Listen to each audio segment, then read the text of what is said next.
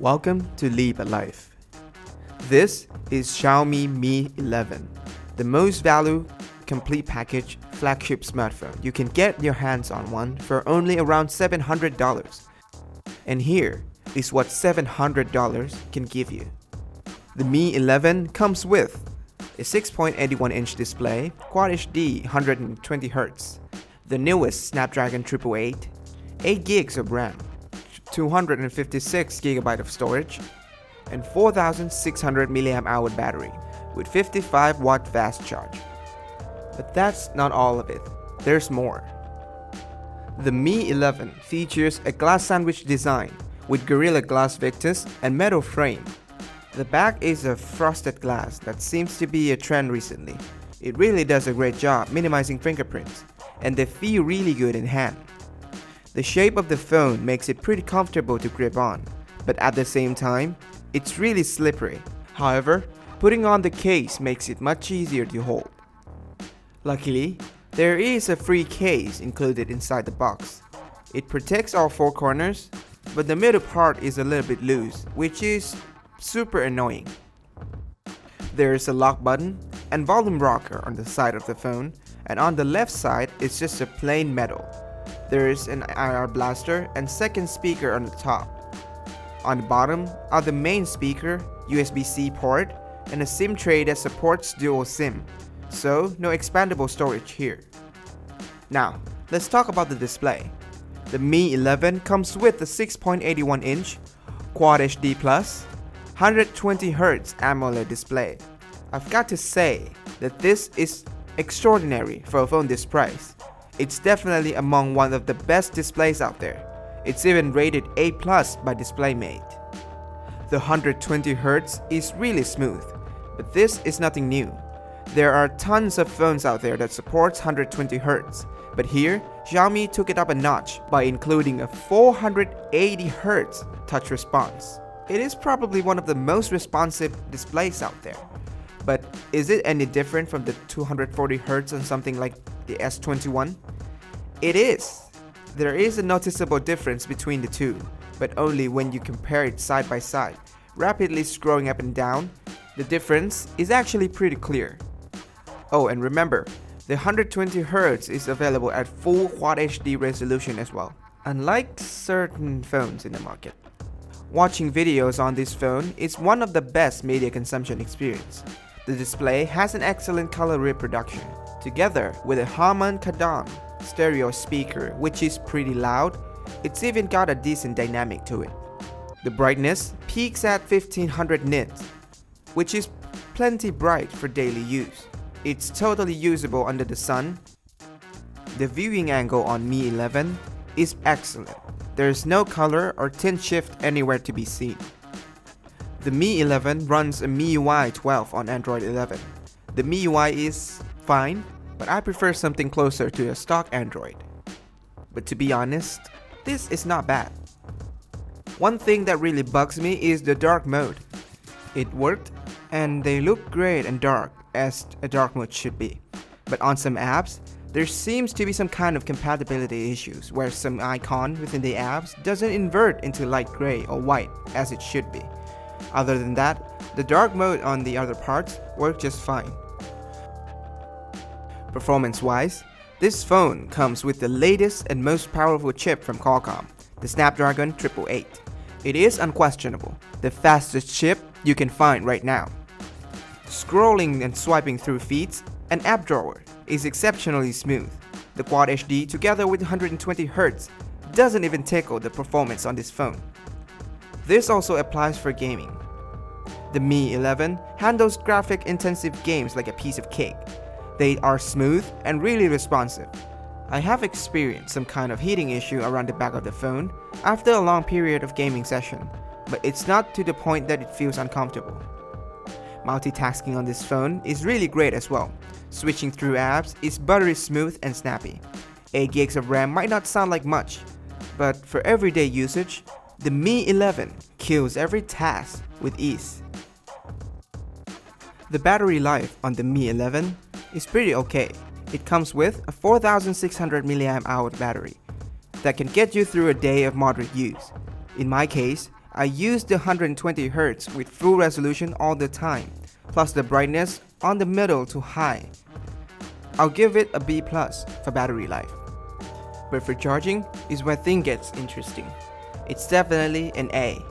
This is a global version, so it comes with a 55-watt gallium nitride charger inside of the box. And the 55-watt charging speed is really fast.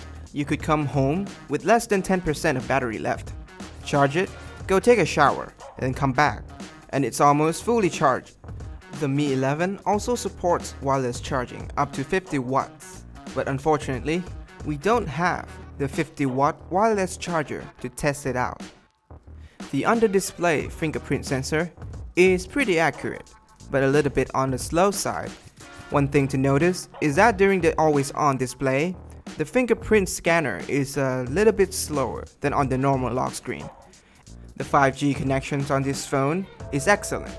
With the new X60 module, the signal reception is exceptional. This speed is nothing to worry about. At the beginning of the video, I said that this is a complete package phone. However, there is no IP rating here. But I've dropped it in the bathtub once, and it comes out fine. Although your journey might be different, so be cautious. The camera module on these phones really stands out. It is probably that big silver ring on the main camera that makes this phone look different, and you will know instantly that this is a Mi 11. So, the Mi 11 comes with a 108 megapixel main camera, 13 megapixel ultra wide, 5 megapixel tele macro camera, and 20 megapixel front facing camera. The camera on the Mi 11 shoots a very standout photo. It has a certain look to it that you either love it or hate it, and I love it. The photos are really punchy and contrasty. However, the dynamic range is a little let down. Whenever there's a really bright highlight, the shadow area in the photo will often be a little dark. There are even times that the shadow can be crushed.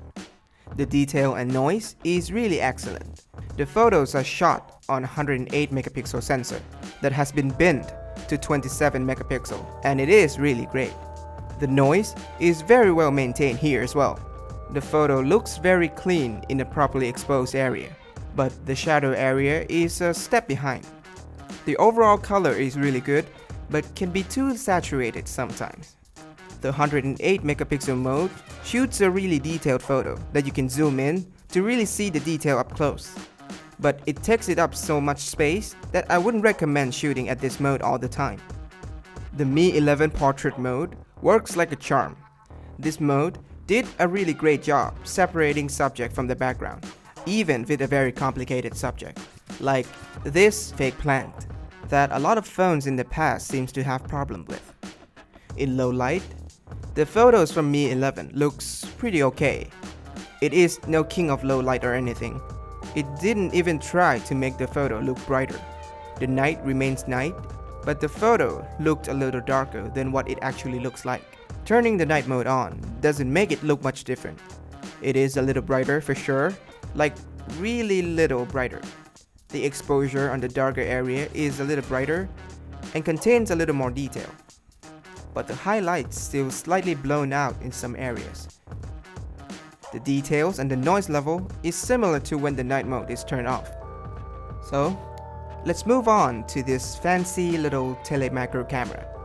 This camera is it's 5 megapixel, and the main lens could focus pretty close already, shooting with the main lens or 108 megapixel mode, and zoom in, you can get a very similar result in detail. Now let's move on to the video. The Mi 11 can shoot video up to 8K 30 frames or 4K at 60. Xiaomi advertised this phone with movie magic, so I expected some decent video quality here, and it's really decent. Definitely not at iPhone level, but it shoots a great video. The stabilization is already pretty good, but Xiaomi includes 2 extra levels of stabilization. This is the normal stabilization.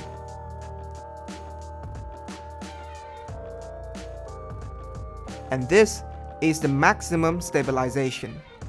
It trades in a little detail for a more stable video, but in some use cases, I'd say it's worth it. One thing to keep in mind is that it lowers the resolution to 1080p in this mode. The low light video is very decent. The darker areas are well exposed, as a phone camera could do. But the bright highlights are really blown. For a really dark area, the video looks soft and lacks in detail. But that is pretty much expected. So to sum everything up, as mentioned, this is the most valued complete package smartphone you can get right now. A similarly spec'd phone like the S21 series from Samsung or the Find X3 from Oppo that's going to be released very soon is well above this price. However, for you guys, US viewers, this phone is not available to the United States. Let's hope it gets there someday. But for the rest of the world, if you are looking for a complete flagship smartphone with a budget of $700 or so, the Xiaomi Mi 11 is a phone you need to consider.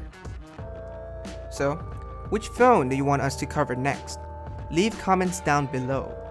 If you like the video, please leave a thumbs up, subscribe, and ring the bell icon to see more great content in the future. See you guys next time. Stay safe.